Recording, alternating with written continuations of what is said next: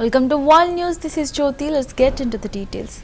Nambia's newly elected president Netumbo Nandi-Ndaitwah pledged on Friday to boost investments in the agricultural sector and diversify the resource-focused economy in an attempt to address high unemployment rates. Nandi-Ndaitwah, 72, became Nambia's first female president after her SWAPO party, which has governed the nation of around 3 million people for more than 3 decades, secured victory in both the presidential and parliamentary elections in November. Nambia has seen relatively strong economic growth in recent years, primarily due to investments in oil, gas and green hydrogen. But World Bank data indicate the Southern African nation ranks second highest globally for income inequality. We are going to increase investments in the agriculture sector to increase output and meet domestic food requirements, Nandi-Ndaitwah said in her inaugural speech after being sworn in as president. She also committed to diversifying the economy, enabling citizens to derive maximum benefits from our country's natural resources through value addition.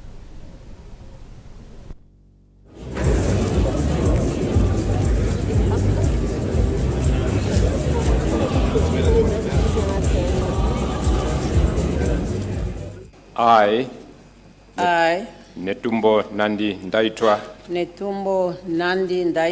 do hereby swear that I will strive to the best of my ability that I will strive to the best of my ability to uphold, protect, and defend as the supreme law the Constitution of the Republic of Namibia, Constitution of the Republic of Namibia, and that I will endeavor to the best of my ability to ensure justice for all the inhabitants of the Republic of Namibia. Please raise your right hand and state, "So help me God." So help me God.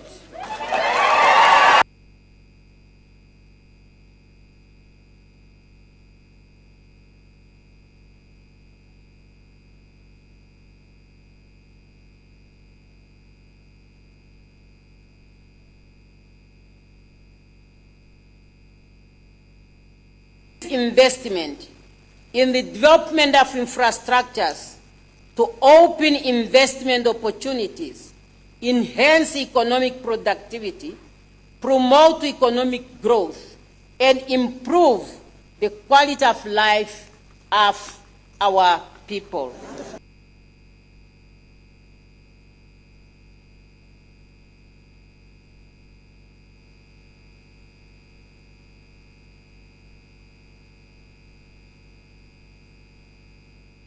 We are going to increase investment in the agricultural sector to increase output and meet domestic food requirements. As our founding president taught us, people who cannot feed themselves, they will never be respected.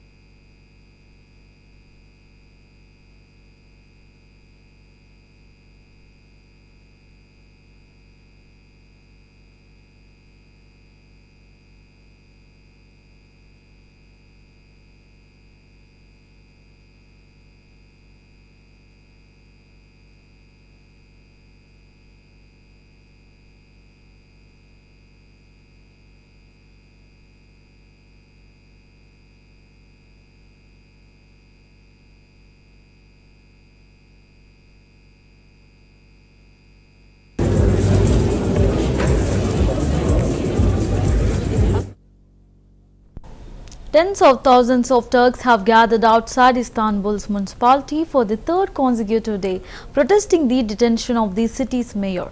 The demonstration highlights public outrage and calls for justice. Watch the powerful visuals from the ongoing protests.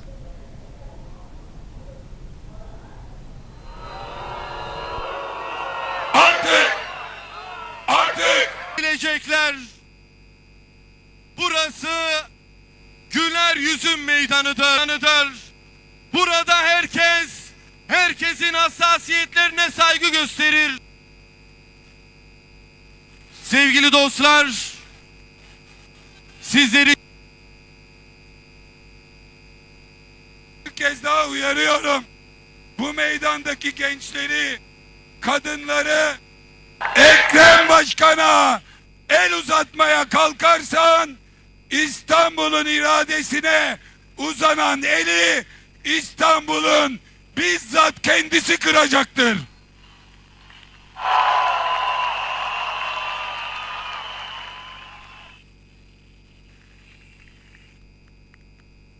İşte o gün hep birlikte buradan İstanbul Emniyet Müdürü'ne bir kez daha sesleniyorum. Bu kitle buraya gelmiş, bir kişinin burnu kanamamış. Şimdi biber gazıyla tahrik, emniyet araçlarıyla tahrik edersen burada olacak her şeyden sen sorumlusun Emniyet Müdürü. Sevgi Kılıç aramızda, hoş geldiniz diyorum. Genç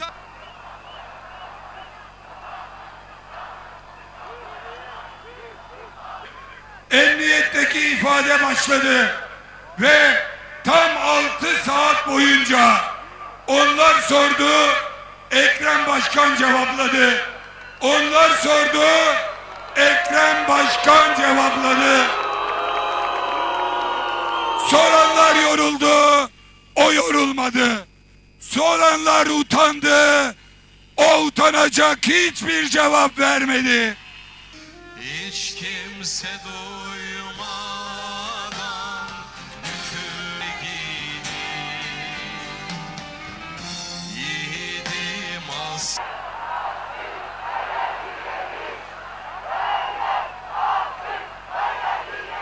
Bugün Yiğidim aslanım burada ya. Tensions in the Middle East have intensified as the Yemen's Houthis launched a missile attack on Jerusalem. The Israeli army successfully intercepted the missile, preventing casualties. The escalated adds to the growing conflict in the region.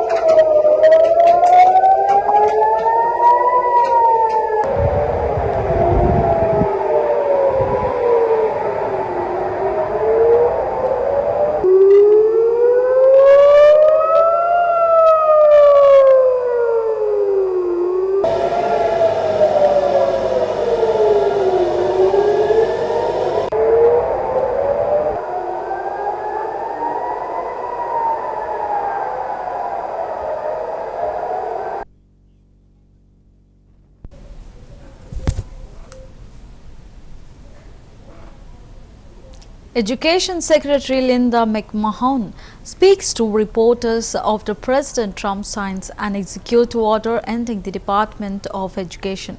Fuel your success with Forbes. Gain unlimited access to premium journalism, including breaking news, groundbreaking in-depth reporter stories, daily digest and more. Plus, members get a front row seat at members-only events with leading thinkers and doers, access to premium video that can help you get ahead, and ad-light experience, early access to select products including NFT drops and more. Good evening, good evening. It's nice to see all of you today on this beautiful, glorious, sunny evening in Washington, D.C. with the thunder and lightning rolling around us. Obviously, the Office of Civil Rights has opened budget investigations into anti-Semitism, Title IX violations. What happens to the Office of Civil Rights under this executive order? Will the Office of Civil Rights continue its work investigating schools that violate the law? Well, certainly the executive order did not specify what happens with any of the departments within education. So we are looking at where best those departments could be located. I mean, our Department of Justice already has a civil rights office, and I think that there is an opportunity to discuss with Attorney General Bondi about locating some of our civil rights work there. Do you have a comment on the lawsuit being filed by Randy Weingarten? This is the person who said that she'll only care about students once they start paying union dues. Does she have any standing suing the administration? Well, I've not had any conversation yet with Randy Weingarten. I know about a week ago, her comment was the president wanted to take education away from children, which clearly is not the case. He wants to improve education for children. He wants to get those dollars, even more dollars, back to the states without the bureaucracy of Washington. So that's our plan. That's our goal.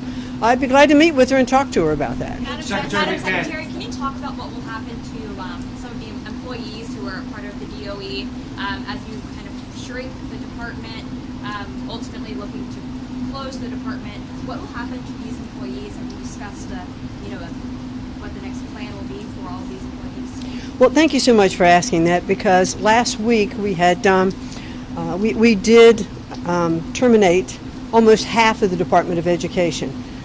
We did it thoughtfully. We looked to see where duplication was in the departments. We wanted to make sure that we were just cutting fat from the bureaucracy, the inward-facing things, not the outward-facing servicing that we do to students and to states. So we did it very carefully. We wanted to make sure that we complied by the law. But they had those that were terminated will get 3 months of full pay and benefits, and after that, under the rules of civil service, they also will get severance package, which is very much more generous than it would be in the private sector. And then also there's a accrued sick leave and unused leave that they will also get paid for. So, you like to provide as soft an off-ramp as you can, because after all, it's not easy, and I've done it in the private sector too. It's really not easy to terminate people. Good evening, Secretary. Good evening. Thanks for...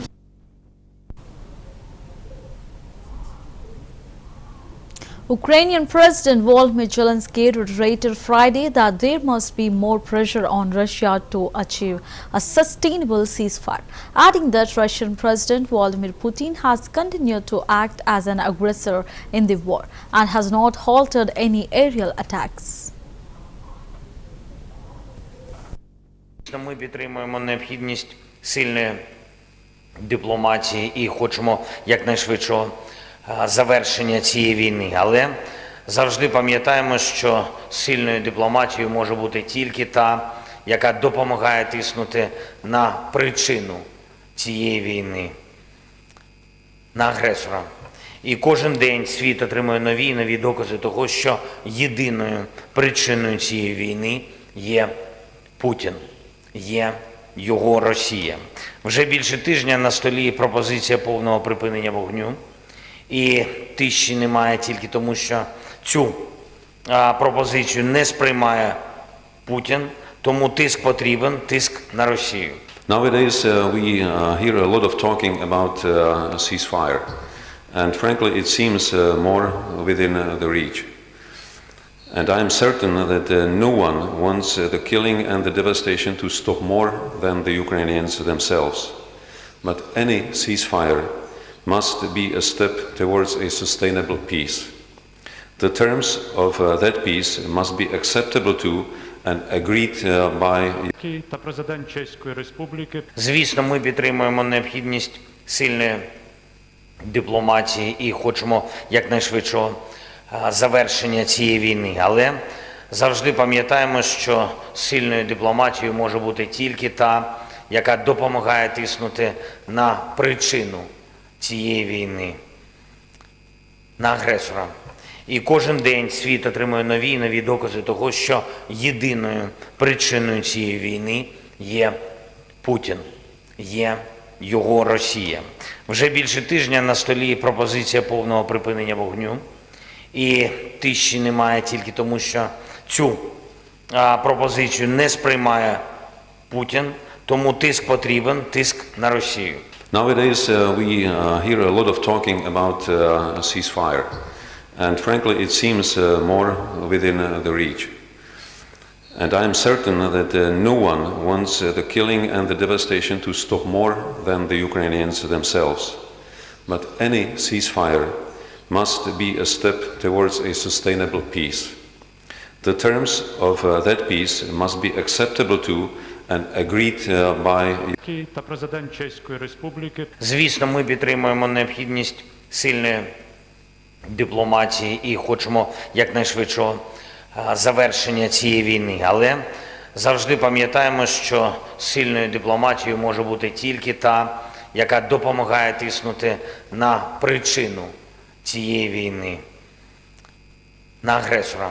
І кожен день світ отримує нові і нові докази того, що єдиною причиною цієї війни є Путін, є його Росія. Вже більше тижня на столі пропозиція повного припинення вогню.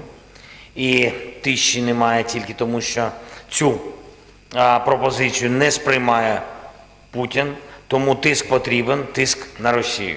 Nowadays we hear a lot of talking about a ceasefire. And frankly, it seems more within the reach. And I am certain that no one wants the killing and the devastation to stop more than the Ukrainians themselves.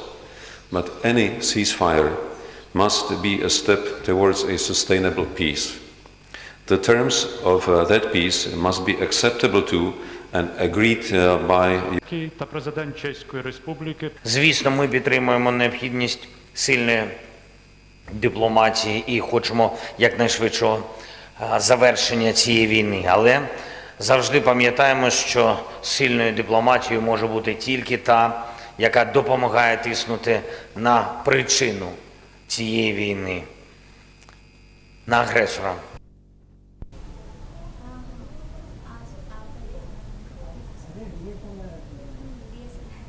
Canadian Prime Minister Mark Carney said Friday US President Donald Trump will ultimately respect Canadian sovereignty and be ready for comprehensive trade talks because Americans are going to suffer from Trump's trade war.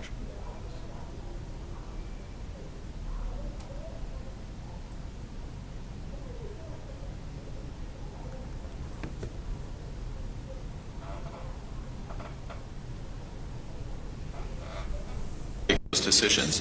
For example, what we can do are a series of measures, and there are limits ultimately to this, but there's a series of measures that have maximum impact on the United States and minimum impact on Canada. Those measures that we take might have a different impact on the UK and on France. So look, we don't look for that form of coordinated retaliation. That's not helpful necessarily to those countries, but it's not helpful to the overall process. What we're looking for with respect to the United States is to have a more comprehensive discussion of and negotiation of our overall commercial and security relationship. And when the United States is ready to have that conversation, we're more than ready to sit down. There is a limit given the relative size of our economies, the extent to which we should match U.S. tariffs. Right now, what the government has proposed, and with the $150 billion identified products are products that have, as I said earlier, maximum impact in the United States and limited, but not zero, it's limited impact in Canada that we can affect. And my government's commitment is that we will use all of the revenues from those tariffs to support Canadian workers that are affected by the U.S. trade actions. Nos relations commerciales sont trop concentrées aux États-Unis. Ce qui est clair est que nos relations sécuritaires sont trop concentrées aux États-Unis. Il faut diversifier, ça c'est clair. The way Cabinet works, or at least the way Cabinet works in my government, is the Defense Minister and I had a conversation. The Defense Minister raised the issue with me. We had a discussion about Canada's options, and the fact is that under the contract, as you may know, after a certain number of purchases, then we have options on subsequent aircraft. Given the geopolitical environment, given the fact that there are options, given the need for value for money, given the possibility of having substantial production of alternative aircraft in Canada, as opposed to sending, as we have been, on average 80 cents of every dollar to the United States, it's prudent and in the interest of Canada to review those options, and that's what the process that the Defense Minister has initiated. We can see, particularly given our security posture in Europe, given potential steps in Ukraine, given our own security needs, that diversification of our suppliers in a way that ensures that as much as possible of that production resides in Canada and benefits Canadians in multiple ways is a prudent thing to do. That's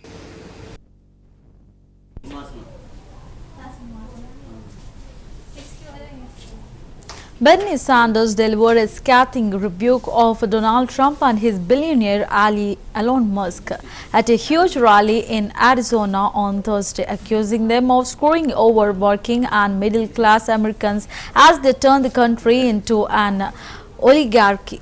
He was joined at the rally by Alexandria Ocasio-Cortez, who told the crowd, "We deserve Sanders, who is independent but votes with the Democrats," trained some of his sharpest attacks on industry titans. "You know who is the biggest criminals are in this country. They are the CEOs of major corporations who are robbing us every single day," he said.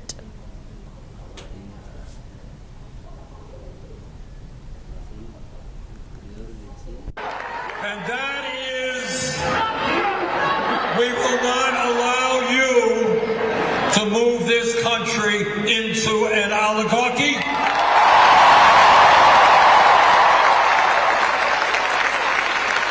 We're not going to allow you and your friend Mr. Musk and the other billionaires to wreak havoc on the working families of this country.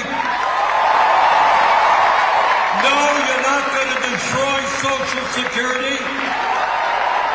You're not going to destroy Medicaid. You're not going to destroy the Veterans Administration.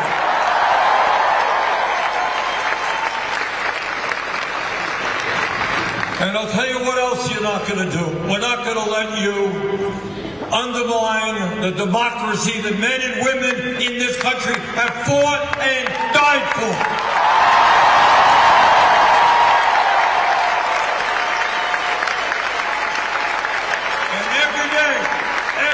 Single day, Trump and his friends are ignoring the Constitution of the United States of America. You know, when we were kids in elementary school, we read about American history and about how this government, our government was formed and the Constitution was written. I got news for you. Those guys way back in the 1790s were nobody's fools. They understood that in our Constitution and in our government, you had to have a separation of power so that no one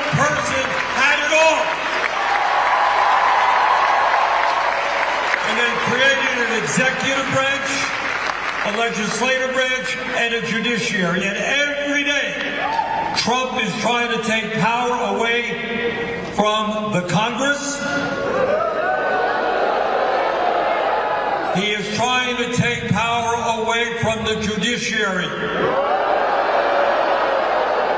Unbelievably, when a court makes a decision, you can agree with it, you can disagree with it.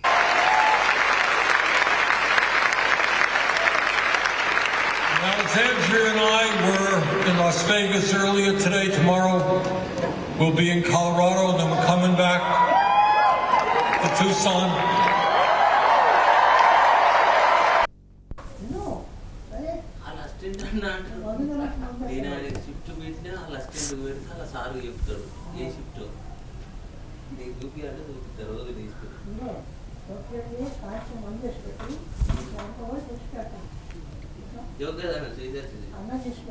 President Donald Trump was asked in the Oval Office about who killed Kennedy. The question came shortly after the Trump administration released thousands of previously classified documents related to the JFK assassination. In response to the question, it was mentioned that Lee Harvey Oswald had been arrested and charged with the murder of Kennedy. However, on November 24, 1963, while in police custody, Oswald was fatally shot by Jack Ruby, a Dallas nightclub owner who had managed to slip into the police headquarters. It was also noted that the conspiracy theories surrounding Kennedy's murder had persisted over the years, with some alleging a government cover-up. 1,000 pages of documents is a lot to sift through. Can you just tell us who killed Kennedy? Well, I was given the task of releasing that because many presidents have gone through it and they haven't released. And I said, release. We even released Social Security numbers. I didn't want anything deleted. They said, so what about Social Security? People long gone, but they're long gone, so I can't imagine. But I said, if you don't delete it, if you do delete it, we have people are going to say, why did you delete it? There's something in there. So we gave Social Security, we gave everything. And the rest is for you to look at, Peter. You're going to see whether or not you see anything. But we've given it. We're doing it with Dr. Martin Luther King, too. They're preparing all of that. They're going to release everything. And whoever else they want. I mean, we have nothing. We really have nothing to hide. We shouldn't have. When a lot of time goes by.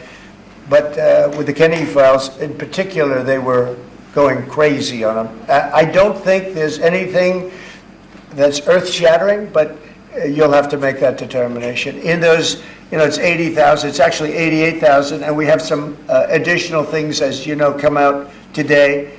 And for that, you can go to the offices and you can see whatever you want to see. Any questions? Mr. President.